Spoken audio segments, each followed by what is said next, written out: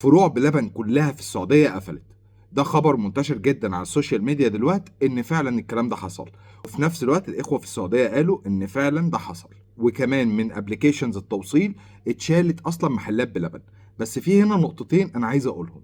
اول نقطة، احنا ما ينفعش نشمت في اي براند مصري حتى لو بلبن غلط في موضوع العبد، بس ده مش معناه ان انا اشمت. دي نقطة. النقطة التانية، احنا لازم نستنى المصادر الرسمية، لان برضو في بعض الكلام بيقول ان في براند تركي داخل السعوديه وده بسببه بيحصل كده. فناخد بالنا كويس واحنا بنهاجم او احنا النهارده بننتقد بعض السياسات او بعض الحاجات اللي في بلبن. ما ينفعش ان انا هاجم براند مصري او ان انا انتقد براند مصري لحد ما اشوف ايه اللي حصل ولحد ما يطلع بيان رسمي ونشوف فعلا هل الكلام ده بسبب تسمم حالات زي ما هم بيقولوا ولا في حاجه في الموضوع.